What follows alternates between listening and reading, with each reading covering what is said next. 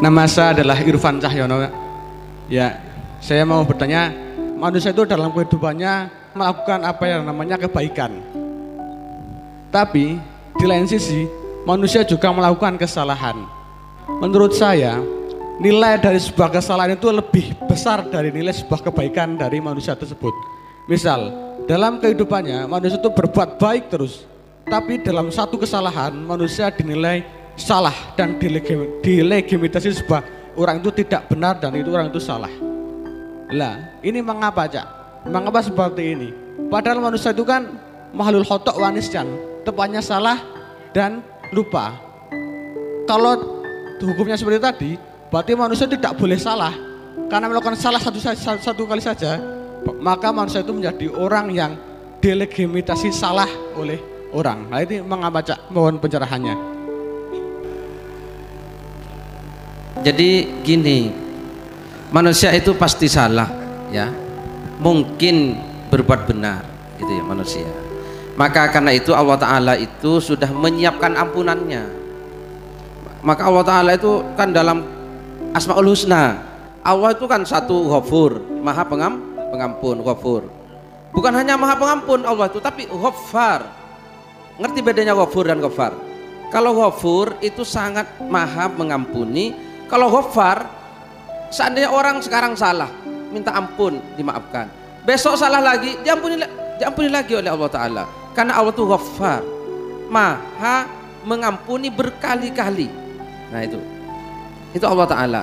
Nah, karena Allah Ta'ala sendiri sudah memproklamirkan dirinya maha pengampun, berarti kan harus ada orang yang berbuat salah. Kalau gak ada orang yang salah, terus kan percuma sifatnya Allah mengampuni. Siapa yang mau diampuni? Kan begitu? Loh iya, kan Allah sendiri sudah sejak mula menyatakan, ya ibadiyalladzina asrafu ala anfusihim, wahai hamba-hambaku yang telah melampaui batas atas dirinya, la taqnatu mir rahmatillah, jangan berputus asa dari kasih sayang Allah. Innallaha yaghfiru dzunuba jami'a, Allah akan mengampuni dosa semuanya. Nah, Allah sudah mengumumkan begitu. Mengampuni berarti kan kudu ada yang bersalah, kan begitu. Satu ketika kan pernah ada seorang laki-laki yang sudah membunuh 99 orang. Terus dia ingin bertobat, datang kepada seorang kiai, apa? Saya ingin bertobat. Terus dosamu apa? Saya sudah membunuh 99 orang. Kiainya bilang, terlalu besar dosamu, gak ada jalan tobat. Akhirnya kiainya dipateni sisan sama orang itu. Nah ya kan? Akhirnya jadi 100. Karena saking marahnya. Ya, akhirnya dia bisa selama kamu ingin bertobat. Nah kan gitu ya. Jadi Allah Ta'ala maha pengampun, bukan hanya Ghafur, tapi Allah Ghaffar. Allah juga Tawwabun, gitu ya. Tawwabun itu, Tawwab itu apa? Jadi gini loh, taubat itu artinya kembali. Manusia itu diciptakan oleh Allah sebagai khalifahnya Allah, tapi manusia terkadang melenceng. Nah orang yang kembali ke jalan yang semestinya orang yang taubat. Allah maha menerima orang yang bertaubat, gitu, Tawwab. Begitu. Jadi karena Allah maha Ghaffar, gue nyopet ya. Terus sorry ya. Ngapunten nggih, terus nyopet meneh, ngapunten nggih. Lho kok kowe nyopet karo kok nyopet terus Al-Ghaffar kok. Artinya hidup itu gitu. Hidup itu kok delok kene ngene, kok kene ngono, kok ngono ya. Kowe aja mencari kepastian, hidup itu dinamis yang seperti itu. Tidak berarti kalau Al-Ghaffar itu disediakan terus berarti boleh melakukan kesalahan. Tidak seperti itu. Cuman Allah itu menyiapkan seluruh kemungkinan itu dengan mengampuni semua orang. Ya, sekalian ya Bapak Ibu ya. Jadi sekarang ya nafsu la taqnati itu Quran apa syair apa Bapak? Syair ya. Syair ya. Burdah itu. Itu burdah ya. Ya nafsu la taqnati min zallatin azumat innal kaba'ira fil ghufrani kallaman. Jajal jaluk nadane. Ya nafsu la taqnati wahai jiwa jangan pernah putus asa. Min zallatin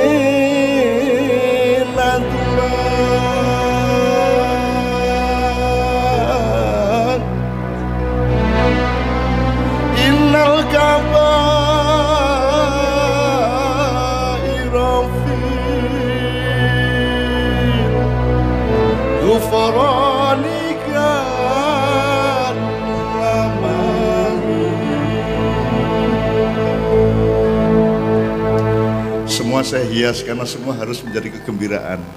Ojo nganti apa-apa ki ndadekke sedih. Sedih wae doleki senenge gitu ya, doleki hikmah. Ini dari Syekh Imam Busiri. Imam Busiri. Wahai jiwa, jangan pernah putus asa. Min zallatin, dari ketergelinciran adumat yang besar. Terus innal kabaira, sesungguhnya dosa-dosa besar fil ghufrani, dalam ampunan Allah, kalamami, itu seperti sesuatu yang sangat kecil, seperti karatnya yang bisa dipelas. Jadi kalau kita uri, Allah mengatakan, wahai hambaku, datanglah kepadaku meskipun engkau membawa dosa sebesar gunung, karena ampunanku lebih besar dari gunung dosa yang kamu bawa. Nek kue uri, es dosa sing ngokeh wae njur teko. Tapi kan nggak gitu dong hidup, nggak gitu dong cara hati kita bergaul sama Allah, kan gitu. Artinya ingatlah bahwa Allah itu begitu besar ampunannya, itu membuat kita terharu, membuat justru kita menjadi lebih baik. Tadi kata legitimasi, wong nek wis gawe apik oke, salah pisan njur dielek-elek terus gitu ya. Utawa wong gawe elek apik pisan wis diakoni apik, kan gitu. Legitimasi maksudnya adalah peneguhan atau menandatangani nyetabilo. Nah yang punya keabsahan dan kejernihan dan kebenaran sejati untuk legitimasi hanya Allah. Nek masyarakat ora apa-apa, nek masyarakat ki jan uri. Kowe gawe apik ping 1000 urung karuan dicatet pisan. Nek kowe diduga salah pisan, kowe dirasani ping 1000, ya ora? Dadi aja dadi pedoman menungso.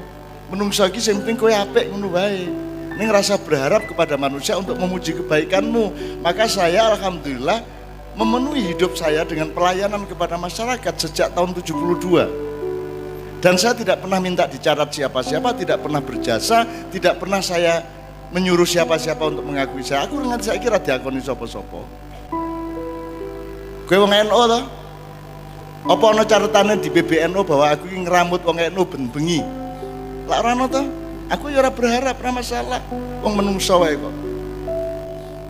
Gitu loh. Manusia itu sangat lemah, maka saya tidak akan berharap apa-apa kepada manusia, maka berharapnya adalah wa ila rabbika farghab. Sudah, yang penting berharap sama Allah. Selebihnya biar Allah yang ngatur. Termasuk di fitnah aku ya tahu piye kok, monggo-monggo aja. Allah yang mengatur semuanya gitu ya. Oke, jadi Mas, baik buruk tadi hitungannya ada pada Allah. Ora iso menungso, ora iso nek menungso kan. Aku saiki takon.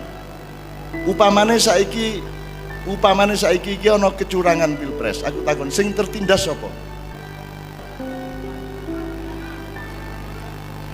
Menurut kowe Jokowi tertindas ora? Mesake wis enak-enak dodol mebel,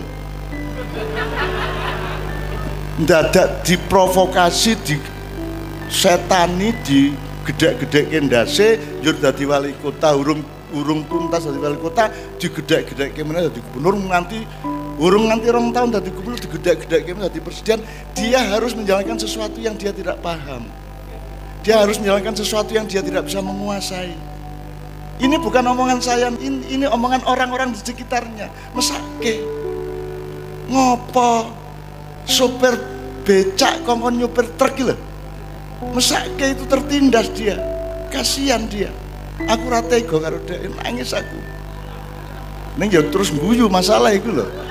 Jadi campur nangis. Jadi tertindas dan menindas itu tidak hanya orang dan orang, Mas. Di dalam dirimu sendiri, dalam keluargamu ada penindas, ada yang dianiaya, ada yang menganiaya. Di satu kantor ada siapa ya? Di satu kantor kecamatan ada yang menganiaya, ada yang teraniaya. Pak Kapolsek ini termasuk yang dianiaya, kadang-kadang dia juga menganiaya tanpa sadar. Maksud saya gini Pak, struktur ini membuat ada susunan penganiayaan dan penindasan. Gelem ora gelem. Misalnya Pak Tito itu belum mencukupi pangkatnya untuk jadi Kapolri, 3 tingkat dia meloncat. Itu menurut Anda dimanjakan apa ditindas? Dia harus bertanggung jawab terhadap apa yang dia belum saatnya bertanggung jawab. Tergantung cara kita melihat. Dia belum saatnya, sekarang banyak yang dendam kepada dia karena dia belum saatnya. Bang, kakak kelasnya 2 tingkat jadi anak buahnya saiki kan marakin suwang sesama polisi. Itu menurut sampean dia menindas apa ditindas?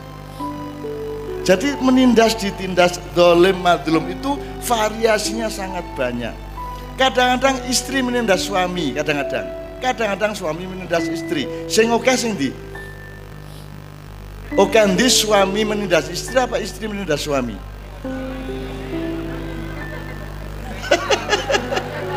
Tapi terjadi enggak mas? Terjadi, iso cilik, iso gede. Nek bapak punya pendapat, ibu belum tentu setuju, tapi kalau ibu punya pendapat, bapak harus setuju, betul enggak? Udah betul-betul kabeh gue. Apa sebabnya wanita lebih cenderung menindas suaminya? Karena wanita itu pada dasarnya lemah. Kalau orang lemah itu posisinya dilindungi. Kalau orang kuat posisinya tidak mungkin dilindungi. Ngerti ora, Dik? Ngerti maksudnya? Nek kowe lemah justru iso dadi penindas kowe. Aku biyen punya, waktu saya masih muda, saya sastrawan, saya punya teman namanya Linus, sesama sastrawan sama Linus Suryadi Agi. Linus itu teman saya yang baik, tapi dia agak lemah secara sosial, secara macam-macam. Kalau dia sakit, saya disuruh oleh Pak Umar Khayyam, bapak angkat kami berdua. Jadi nek Linus loro aku mesti ditelepon, mesti kudu ngancani Linus, kudu nambah ke Linus, kudu udah pokoknya saya santuni. Tapi nek aku loro ora tahu Linus ngancani aku takon, sing ampos sing Linus apa aku? Nah, tergantung cara melihat. Pak Umar Khayyam tidak pernah menyuruh Linus untuk menolong saya. Kenapa? Karena bagi Pak Umar Khayyam saya tidak perlu ditolong, saya kuat kok. Saya bisa mengatasi masalah saya sendiri. Tapi kalau Linus yang sakit, Linus punya masalah, saya harus mengatasi. Kalau kita melihat soal adil tidak adil, seolah-olah Pak Khayyam tidak adil kepada saya. Tapi saya berterima kasih. Karena aku loro kaya ngopo, ora perlu Linus, ora perlu Pak Khayyam, aku bisa ngatasi awakku dhewe. Karena saya lebih kuat. Nah, suami itu lebih kuat daripada istri, maka cenderung istri menindas suami. Ngono ceritane. Ning rasa nesu. Anu sing lanang ya seneng ditindas kok. Tapi ini variasi ya. Ini soal ngomong lain lah. Jangan ojo dilebokke ati. Ya, ojo dilebokke ati kuwi monggo lah. Sawang sinawang mari diatur bersama-sama. Wong laki-laki itu senengnya tuh nuruti istri kok. Senengnya justru itu nuruti istri. Gitu loh. Mulane terus akhirnya suwe-suwe mergo nuruti terus dianggap kalah. Padahal yo kalah menang ki unda-undi gitu ya. Oke. Saya masih tambahan sedikit ya, masalah kesalahan tadi itu loh. Kesalahan. Jadi ketika manusia banyak berbuat dosa, lalu Allah menyediakan ampunannya, dan maka ketika manusia minta ampun kan diampuni oleh Allah. Nah, ini Bapak dan Ibu semua yang membuat setan dan iblis itu frustasi. Sudah menggoda sekian tahun lamanya, ujung-ujungnya minta maaf dan oleh Allah diampuni. Seperti tadi itu loh. Seperti orang yang membunuh. Maka akhirnya iblis dan setan rapat. Wah, kalau seperti ini pekerjaan kita ini sia-sia. Terus iblis rapat, ini tolong didengarkan hasil rapat iblis dan setan yang terakhir gitu ya. Dan ini sekarang yang sedang terjadi Bapak dan Ibu semua. Kalau begitu kata iblis, sekarang kita gak usah menggoda manusia untuk berbuat dosa. Karena percuma, mereka berbuat dosa banyak, ketika minta ampun diampuni. Terus apa? Kata iblis, kesepakatan di gedung MPR gitu ya. Kita goda manusia sekarang untuk tidak pernah merasa berdosa, tidak pernah merasa bersalah, sehingga manusianya gak pernah minta ampun kepada Allah. Karena tidak minta ampun gak akan diampuni. Ya apa enggak? Mana ada orang mengaku bersalah? Mana ada orang sekarang mengaku dosa? Yang ada aku iki. Nah, ini keberhasilan iblis, dan ini taktik iblis yang terakhir, yang termodern. Ini up to date ini. Gitu ya. Milenial ini. Oke, begitu ya. Tepuk tangan.